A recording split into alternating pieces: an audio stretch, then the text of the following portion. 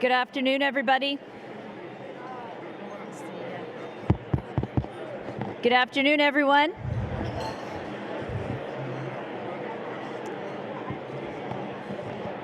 I don't know how to whistle, or I would.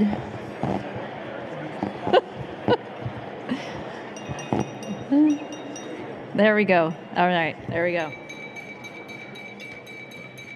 I'm glad everybody's having such a good time. We're going to get started now. Ladies and gentlemen, please join me in welcoming our webcast viewers. My name, once again, is Andrea Mandel-Campbell, and I'm pleased to be your host today. And viewers, thank you for joining us. We are proud of the speakers and audiences that we attract and are very thankful for the sponsors that support our events. At this time, I would like to acknowledge the generous support of today's sponsors: BLG, Bordner Ladner Gervais, represented by Philip Tardif; EY, represented by Eric Rawlinson; and Morneau Chappelle, represented by Joe Blomley. Thank you very much.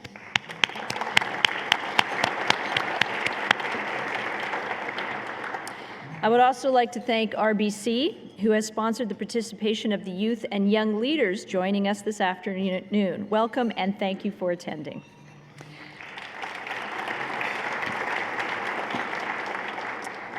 I'd also like to remind everyone that there are Q&A cards on everyone's table. So this is your chance to ask these two gentlemen and two of our most important CEOs here in Canada the question that is the burning questions that you have that you'd like to ask them. So please fill those out, and we'll have volunteers from the Canadian Club passing through and picking those up. Now, let me introduce our speakers. David McKay is President and CEO of RBC. He's had a 31-year career at the bank, where he first started as a computer programmer. In recognition of his banking leadership, he was named Retail Banker of the Year in 2012 and 2015 by Retail Banker International. David is an active champion of Canadian innovation and has been a particular champion of transformational technologies like AI and blockchain. Al Monaco, who is also our guest today, joined Enbridge 24 years ago and has been President and Chief Executive Officer and Director of Enbridge for the last 9 years. Al serves as Director and member of the American Petroleum Institute's Finance and Executive Committees and is also a member of the National Petroleum Council. David and Al, I am pleased to pass the Canadian Club of Toronto podium over to you.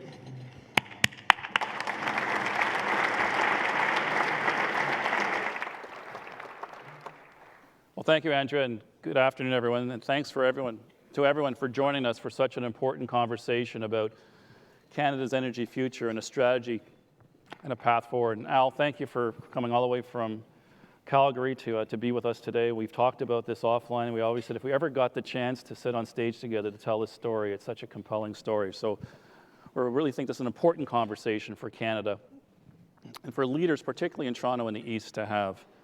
So I'm going to set the context and put some themes out there. Then Al and I are going to have a dialogue about how do you build a strategy for energy for Canada. So we all sense it, I sense it, this growing frustration in Canada as we try to reconcile competing aspirations and competing ideas in our country.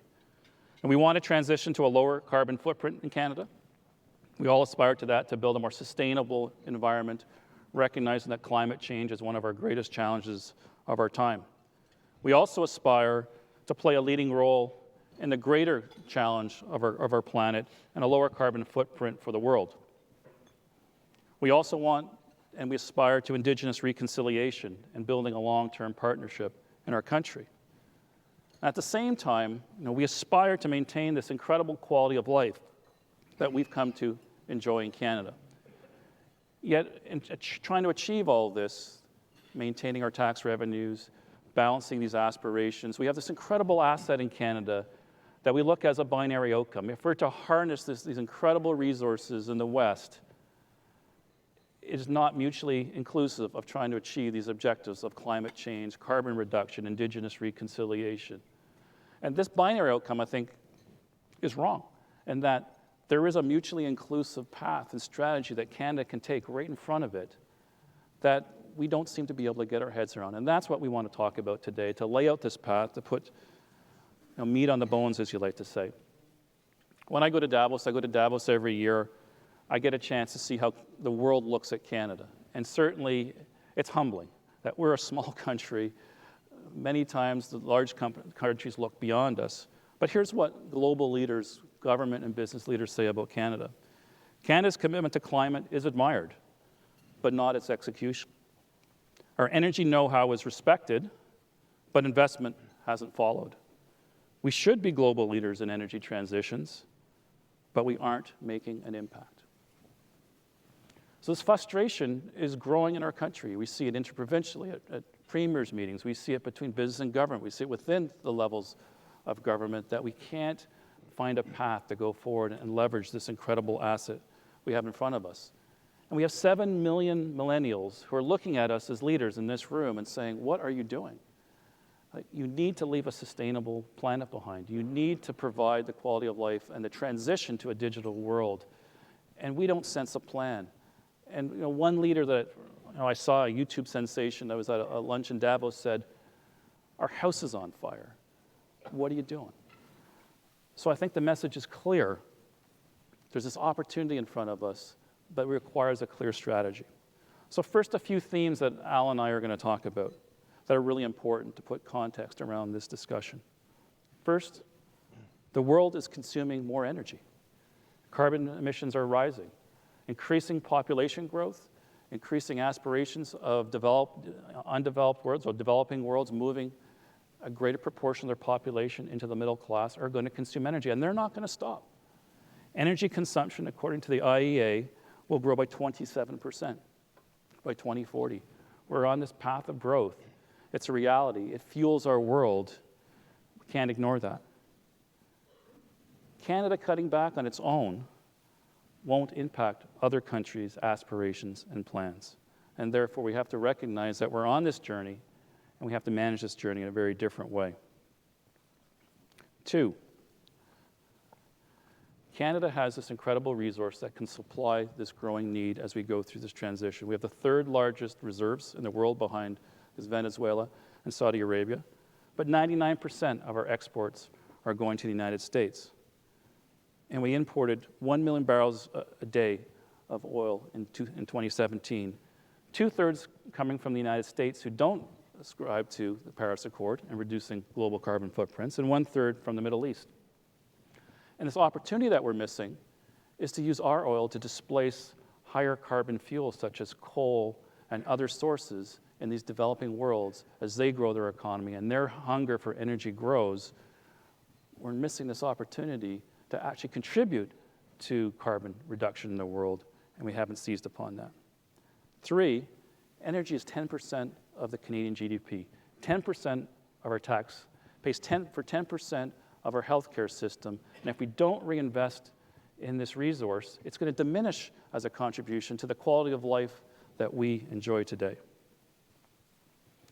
And lastly, we have this path in front of us, this incredible resource to lever, with the right access to markets, which we struggle with the right investment, attracting the right investment, we can add another 1.1% to our annual GDP. That's the equivalent of creating a new auto sector in Canada right in front of us.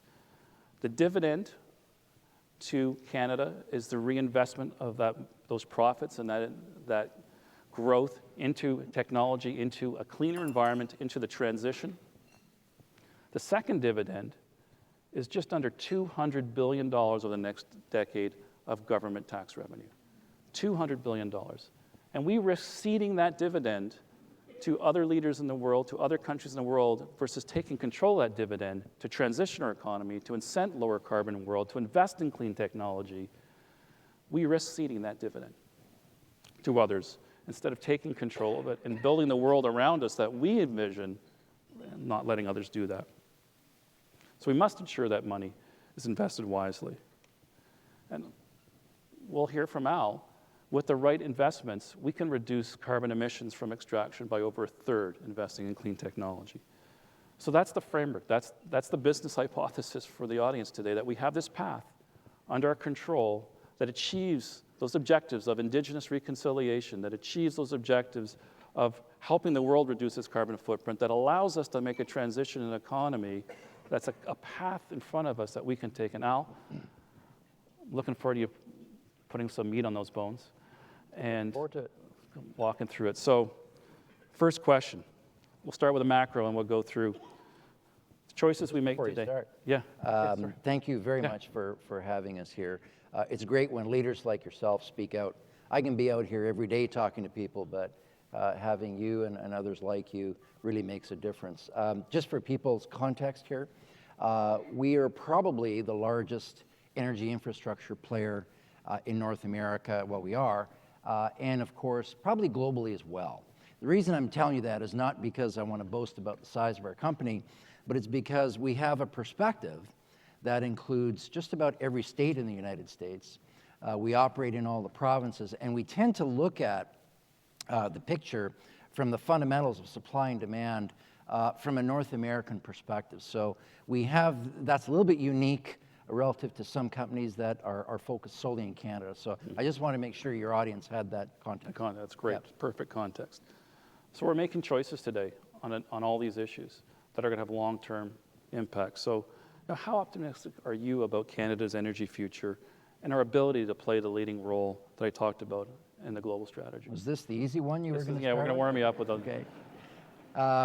Well, I guess maybe, David, it's probably a tale of two stories. Yeah. Time zero today, I have to say that I think we're probably, and I think you're alluding to this, we're squandering an opportunity here to really drive our economy and supply energy in the most sustainable way. And you just have to look at the facts here. It's not me. You can look any of this up. If you look at pure investment, whether it's direct investment in energy, whether it's the value of equities, and you've seen a bunch of international players exit. And the reason for all of that is there's uncertainty about our environment, our investment climate, whether it's tax and regulatory issues, whether it's the lack of infrastructure, and any other business would be focused entirely on making sure it had transportation conduits to its markets. Commodities are no different, so we have trouble there. So I would say today, from an investment climate point of view, we're probably in a trough. We're not in the best position. But I am optimistic for the future. If we were sitting here 10 years from now, looking back, I think, and the way I look at it is, what's the strategy and what's the competitive advantage that we have as a company, but as a country? When you look through it, number one, massively abundant resources. We're blessed with resources that just about nobody else has. We can find and develop these resources at extremely low cost. We have Canadian champions out there, not massive companies, but mid-sized companies who are finding oil and gas and energy generally better and faster than anybody else, including the United States. So great advantages there. We've got proximity to markets. Everybody thinks about the West Coast and Asia. That's true. China, I think, is probably coming down a little bit in growth in the next 5 to 10 years, but India is the next big one. We have proximity to that market. The East Coast is the same thing. What people miss, though, is that, yes, we have a big market in the U.S. that we need to diversify from, but they also have a gateway to the export markets through the Gulf Coast, which we have access to. So I think all of that bodes extremely well. We have great capital markets, well developed to attract capital when things are working well, and hopefully we get back to that. We have great skills.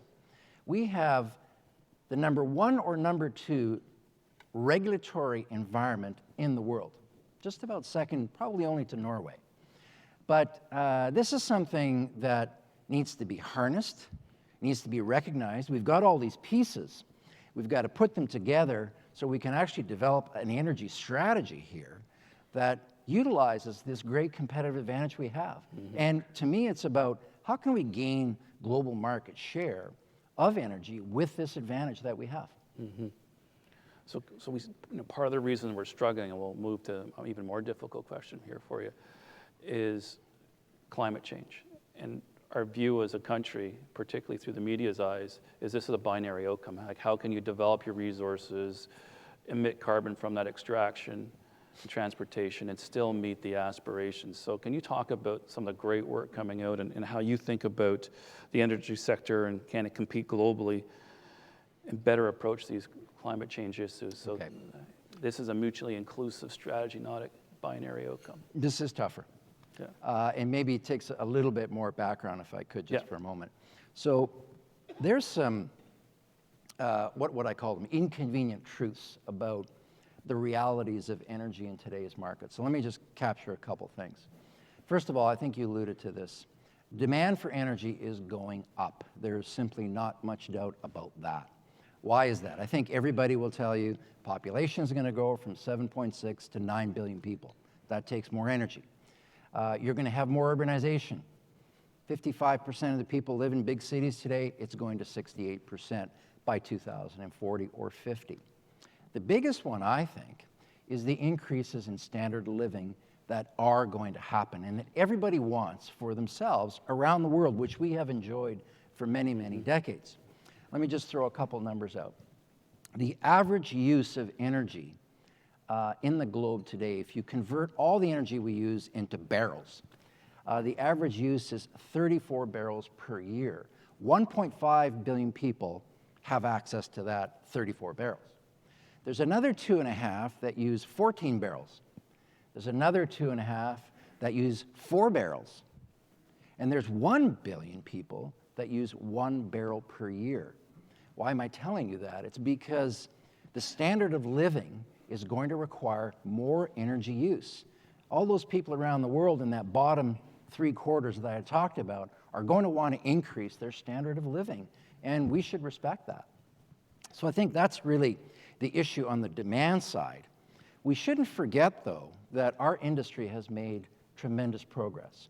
If you look at GDP growth, for example, it's stayed pretty much even with energy growth over the last 3 or 4 decades. In the future, GDP, you can tell me, will grow, what, 3.5% or 3 somewhere 3.5 globally, yeah. Energy will increase by 1%. So you're disconnected now from GDP. That's great because you've got lower energy intensity. So the bottom line of all of that, we are going to need all sources of supply. We're going to need lots of renewables. We're going to need a lot more natural gas because the fact is that is extremely energy efficient from an emissions perspective. We're going to need lots of crude oil. All of this is a reality to satisfy this demand. So now we connect that back to emissions. The reality is Canada produces about 1.6% of emissions globally. We have done a tremendous job in this country that we should be really proud of. We basically have gotten off all of coal. I think the rest is coming off by 2030. We've added somewhere in the order of 20,000 megawatts of renewable energy. We are doing a great job. We reduced energy intensity in this country by 25%. So these are the things that connect together. I think to get to your question now, with that background, we have to really do 2 things. Number one, I think we have to open up the opportunity set to how we reduce emissions. I think most people say, well, of course, you have to eliminate energy production. Well, we just found out that's not going to work because we need to produce energy. And if we don't produce it, somebody else will. So I think that's the first thing. Angles of attack to reduce energy emissions, not just at the production end, at the consumption end, through new technology, greater use of natural gas. For example, the United States reduced its natural gas emissions to below, or total emissions to below 1992 levels. How did they do that? Anybody take a guess? Thank you. Close coal plants and use natural gas. If you're really concerned about reducing global emissions, natural gas is the best way to do that, for sure. So is Canada getting enough credit if we export more natural gas in our emissions? Because it shouldn't be a total production amount. It should be how much are you saving? This is a global pie that we have to negotiate, not our share of the pie. So how do we make sure that if we can reduce coal plants in China, Malaysia, Indonesia, India, we get appropriate credit for that. So well, that's a great question. So in Canada, we tend to look at emissions on a national basis. How do we meet Paris? How do we reduce our emissions in Canada? Which are all good questions. But the reality is, we all know emissions are not a Canadian issue. They are a global issue. Again, if you really want to reduce emissions globally, one way to do that is to focus on more natural gas from Canada. Go back to what we said earlier about the competitive advantage. We have massive natural gas reserves that are found at extremely low cost. An LNG plant, for example, on the west coast of Canada, that's electrically driven, is enough to offset global emissions from 20 coal plants. Now, we tend to look at that in Canada and say, well, LNG plant, that's going to raise our emissions. Yes, it will. But what will it do to global emissions? The credit we should They get. come down. So it's this crediting concept that I think we need to think about in our strategy around emissions and energy in this country. I interrupted you. You were going to build on some of the technology to reduce emissions and your reinvestments. And can we really get that 1/3 dividend in reducing extraction emissions? I have no doubt. I mean, if you look at the way I think about how to apply technology in energy is I look at the value chain. So let's look at the front end of the value chain, people that develop and produce resources. If you look at the facts, and I'll put solar and wind in there too. Solar and wind costs have come down, let's see, wind by 35%. Wind has come down by 90% in its cost. The energy business in Canada has reduced its own intensity by 21% just over the last decade. So this stuff is happening, and the biggest companies are investing a lot of capital to actually reduce emissions. So the average unit of production coming out of Canada today, if you look at oil specifically as an example, is actually below the average of the North American barrel. We look at ourselves today and say, well, we have the most emissions than any other industry in the world right here in Canada, and that's not true anymore. So there's a number of things on the production side that are being done. There's a number of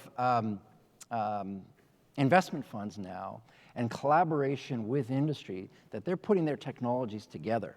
COSIA is a great example of one. And when have you ever seen large integrated companies come together to collaborate? They're usually competing hard. But when it comes to emissions and reduction and technology, they're all in to helping us get there. The one thing that's really changed, I think, is the energy industry gets sustainability. They're on this page, and they want to move it forward. That's probably a big change compared to what we've seen. On the consumption end, you know, if you look at vehicle emission standards, building codes, Energy Star program, all of these things have done a great job of making an impact. In fact, I think the numbers are, if we hadn't made these efforts, our emissions and energy use would be 55%. With them, they're 31%. So I think we have to realize that we are making progress, but there's another big angle of attack, the consumption end. Just a minute on how we look at technology in our business, because I'll bet you everybody thinks pipeline companies and technology, that doesn't work. The biggest area where we can make an impact, if you visualize the map of North America, and we've got thousands of miles of pipeline. We use technology today that will inspect underground, where these pipelines lie, every inch of the pipeline in all of our systems. Every inch, millimeter by millimeter, like an MRI that you would go to your doctor for. We mine this data, and this is like billions of pieces of information, and we use algorithms to help us identify where the hot spots are. That's on the integrity management side. We spent $1.2 billion on power last year alone to move product. If we can make just small changes to how we schedule our business, how we utilize our power, we can have a big impact on emissions and obviously add value to the bottom line too. So big opportunities here. Renewables is another one where we have had a big effect. I mean, looking at wind data, for example, for the last 20, 30 years in a particular region. How does that help us identify how to properly position a turbine so you get maximum performance from the blades? So I think it used to be that people thought, well, the energy space doesn't use technology, but it's being used in a very big way today. And I think we should be proud of it as a country. We should be, yet we have this huge branding problem inside our own country, outside that somehow it's dirty energy. But the outcomes you just described and where we are is clearly this is advanced technology, this is cleaner energy, everyone thinks. So we have a branding problem on the extraction side and the labeling, but we also have a branding problem in the safety of transportation. And were you surprised that, given with the recent train derailment out west and some of the challenges we've had, that so little debate, what happens if all those trains had been carrying oil, and why are we so adverse to putting that technology underground? We struggle with it as a country. I think the reality is, David, I mean, it's a great point, and believe me, I wonder about that question a lot every time I see issues that arise out there.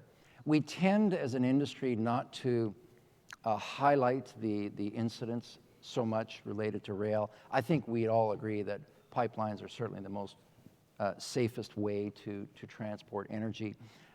And the one thing that I think has happened in our industry, though, years ago, and in all industries, we tend to say, you know what, we run industrial systems, and once in a while, things happen. I think today, the way we approach this issue is that none of that is acceptable. We start from the premise that everything's preventable. We put a lot of capital to make sure that we are preventing incidents so that our people have this we call path to zero. So rather than accepting that things happen, we go out of our way to make sure that we are trying to prevent things from happening in the field. And the reason why this is so important is because we are ultimately not in the commodity business. We're in the trust business. If something happens in the field, if we spill 10 barrels of crude, it's going to be a headline. And I'm not worried about the headline per se, but communities need to trust what we are doing. And I think that's the biggest change in our company and our industry, is focusing on how communities look at things. And sorry to carry on here, one more point on this, is that we used to think of our business as a commodity business. Everybody needs commodities, right? So we'll just move them and somebody will take them. We now look at it differently. We are in the consumer business, and the consumers actually have spoken. What they say is, yes, we want it reliably. We want that energy safely. We want it at the very lowest cost possible. We also want it done sustainably.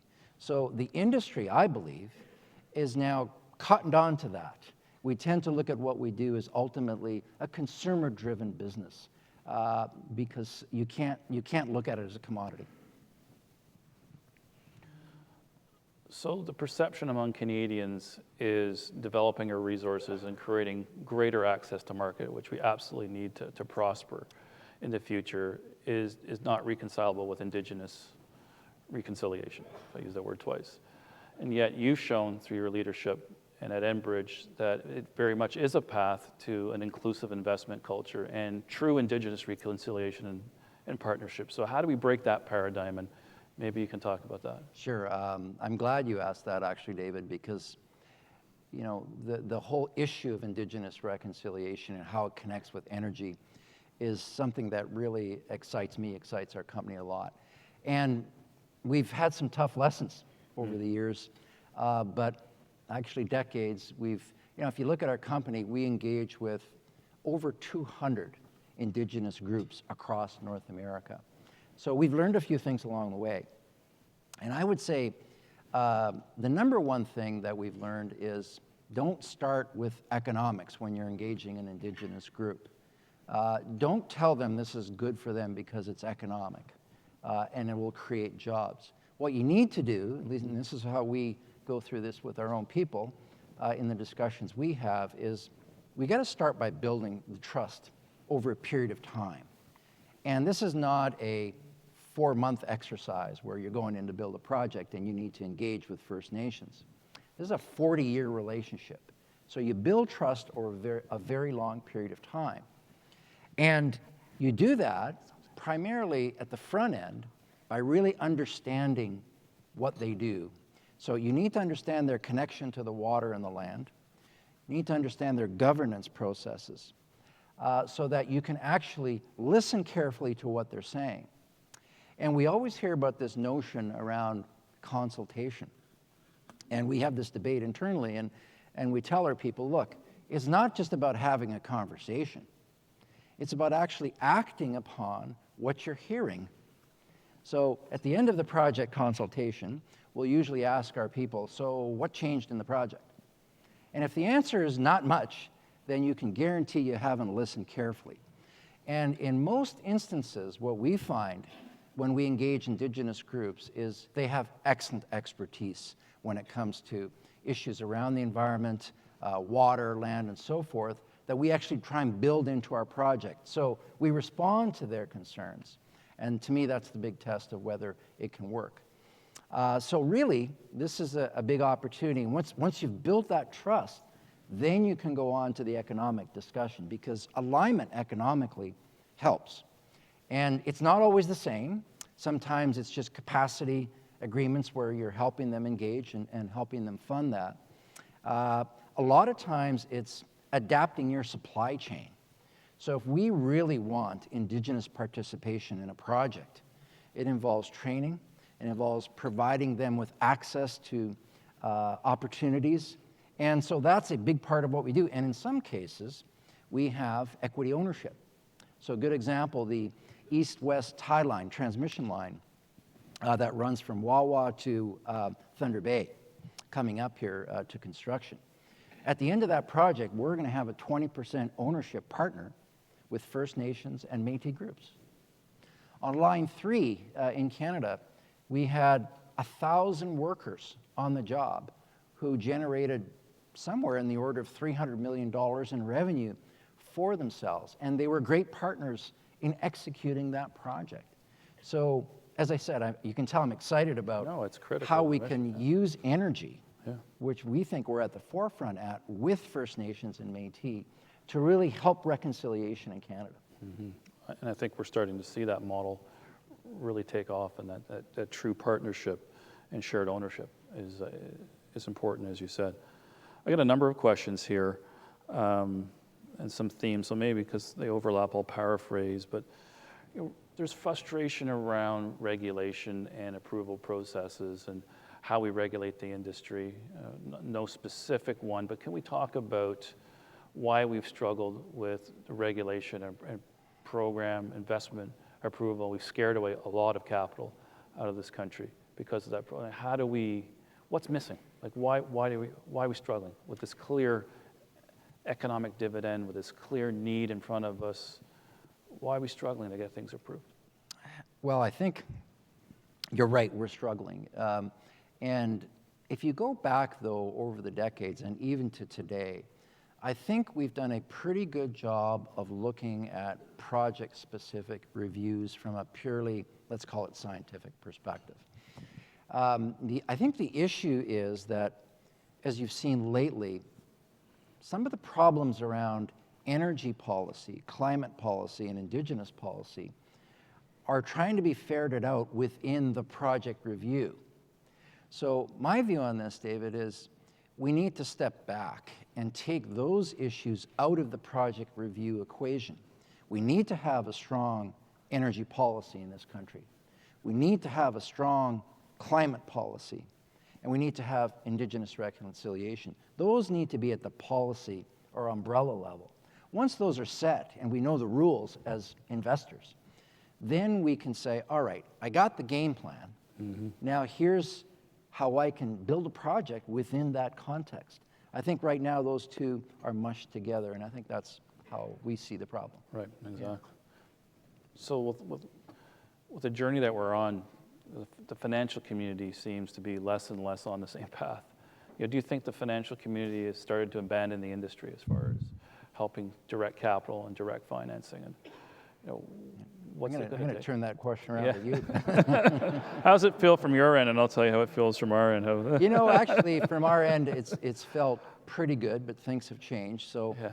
you know, if I go back over 10 years, we've probably put $80 billion of capital into the ground. So we are big consumers of capital, and you know, we raise capital from all the different constituencies, banks and equity investors and the like. So I think we've been pretty successful at doing it on a relatively low-cost basis. Over the last 3 years, I think the world has changed. I think you're experiencing it. There's a lot more scrutiny on what energy companies are doing. So we have spent a lot of time internally and in face-to-face, on-the-ground meetings with all of our capital providers. And the basic issue is, and concern that they have, is how do we perform on an ESG basis? So we take them through all the things we're doing around the targets we set, how we engage with communities, and most importantly, the criteria we use when we make an investment to invest on ESG variables. So we take them through all of the screening that we go through and try to get them comfortable with the approach we take. And I would say, you know, without being too statistical about it, I guess, is probably 90-95% of the time they get it. And what they want to see is that we're focused on it, that we're transparent, that we have the right standards, and that we have the right social approach to what we're doing. So I think it's an issue, but it's one that we're managing only because I think we've got the issue nailed as to what they're really looking for. They're not looking necessarily to divest or not invest. There's some of that. There's a few. They're really trying to differentiate between companies. Exactly. Yeah. But they're certainly willing to put more capital down the table for the right journey and the right partner. And I think it's because of those fundamentals we talked about. Exactly, right? who can make that inclusive strategy and then inclusive vision forward rather than exclusively about profit. So Exactly. Yeah. I think, and there's the odd one who has decided not to pursue kind of the bank lending market, but generally it's pretty small. We weren't very happy with those. No. But I think a lot of your Canadian partners stepped up, right? They did. Including Thank you. RBC. So Does that mean you'll continue to do that? absolutely. I wouldn't be on the stage here today if I wasn't going to do that. And we've passionately believe, as in my opening, that this is an asset that Canada has to leverage for the journey that we need to take as a country to transition our economy, to transition our country, to enjoy the quality of life that we have. This is a journey that's in front of us. There's so many things in our world that we don't have control of, but when you have control of a pathway to leverage an asset and to grow your country and do all the things that we want to do as leaders in this world, it's hard to look away. And I share that frustration to say, why can't we jump in and take this journey together? We have this branding challenge. Your We have point this about branding challenge in Toronto. We have this branding, this was why we're on stage today in Ottawa.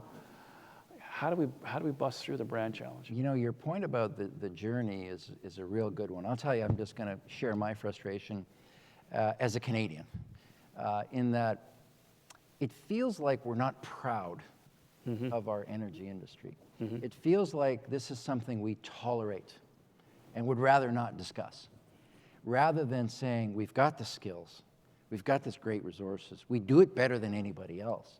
Let's think about one example, if I can just indulge one more minute. Yeah.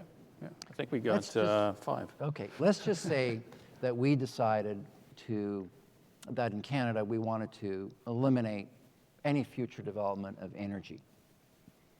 Given what we said earlier about demand and supply globally, what would happen?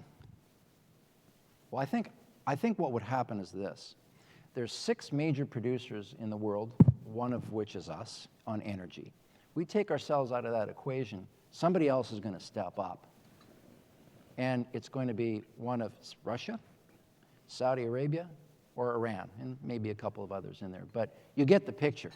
So is that really what we want to do when we are the most efficient, lowest energy intensity, best environmental record globally for making resources happen?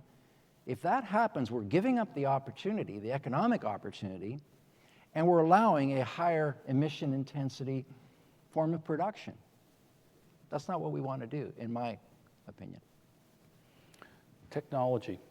We can circle back one more time because there's so many exciting things, examples of reinvesting the dividend from capital flow, from profits, from government taxation dividends back into research and development. What are some of the exciting things that you're seeing coming down the pipeline so we can talk about this is real, that you need capital to innovate and you need profits, and the future looks really bright if we can continue to do this, but not if we don't get the investment. Like, what are you seeing? Can you leave us with a couple of things? The closest thing to us in our space that we see every day, and people probably don't appreciate, is that we have these Canadian champions, as I referred to earlier. I'll give you one example. Mid-size oil and gas company, we used to drill on acreage, thousands of acres. We'd poke wells all over the place. Technology has led us to the ability to drill 40 wells from one small pad because of horizontal capability and so forth. Imagine the environmental footprint reduction there. Imagine the emissions reduction. The entire supply chain is more efficient because of that.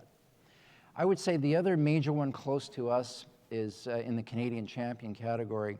Look at Suncor. Look at Imperial Oil. The amount of investment they're making in technology to actually reduce energy intensity is amazing. And this tells you that in our country we have great leadership in the energy space that wants to put dollars to work in reducing emissions. I hope you've heard the message today that this path that's in front of us can achieve the objectives as a country we've set for ourselves, that we can have a greater impact on the global carbon footprint by investing in our resources and taking control of this asset in front of us and using that dividend, that corporate dividend, that government tax dividend to make a difference. I hope you've heard the pride that we should have in the industry that manages this. It's a big part of our economy. It's 10%. We tend to ignore the contribution, all the transfer payments that come out of Alberta because of that. If we don't nurture, invest this investment, not only will we not move ahead and seize the opportunity, we'll retreat from this and we won't have the cash flow to pay for the programs we've come to enjoy. And we've all seen how much our governments love to spend money. So we need to protect this industry. You've made a compelling case that there is a path to true, meaningful Indigenous reconciliation and partnership, and economic partnership, and holistic partnership around building with our communities. And you've shown us that our carbon agenda, which is critical to our generation and the next generation, is better facilitated by understanding the world around us, trying to meet that demand, and reinvesting in the future, then retreating from this and reducing our own carbon footprint, but not really making any meaningful difference in the overall problem that we struggle with as a country. So I want to thank everybody for coming to hear the story today. You're an important audience for us to talk to, and I hope you take away these messages and you debate them, because we need to stand up as business leaders to tell this story. It's really important because our governments will not move forward. They need the support of the business community to take the political risk to move forward with this agenda. So Al, thank you. Thank you very much. Thank you, really appreciate it.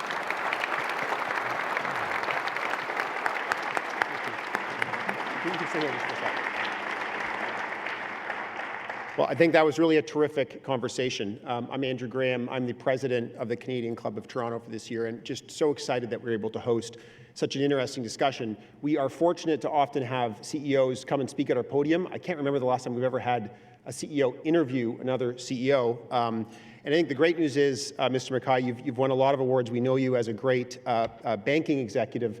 It turns out you're actually a great interviewer. So we do have some more events coming up in the next few weeks. I don't know how your lunch hours look, but we would love to have you back in this role. In all seriousness, thanks to you both. Thank you, Mr. McKay, for talking about the disconnect that exists in the world and what you heard at Davos, and how big of an opportunity we have as we sort of seize our future, seize our energy future. And Mr. Monaco, great to be reminded of the strength and the opportunity that we have in this in this industry and with the resources that we have. So thanks to you both for bringing this message to this audience. I think the only regret I have is that I know there were a lot of questions that came from the audience that we couldn't get to. I think we could have gone on for about twice as long. I heard from many people before the event today that this is really a conversation that we needed to have, and especially in Toronto today. So thank you very much to both of you. Excuse me 1 second. Just give me 1 second. Okay, let's just go back. Sure. Just before we conclude, I'll tell you about a couple of upcoming events. First of all, on Monday, March 4th, we'll ask the question, is your company safe? As we host a dynamic panel on shareholder activism, featuring Ben Axler from Spruce Point Capital in New York. And the following day, on March 5th, we'll have our second annual Power of Networking event at LinkedIn. The focus this year is on women and their networking challenges and solutions. As we look at networking, especially in the context of LinkedIn and other technologies. So those are two great events. We hope you can join us for both of those. Just before we conclude, I'd like to extend another round of thanks to our sponsors for today, BLG, EY, and Morneau Chappelle. Thank you.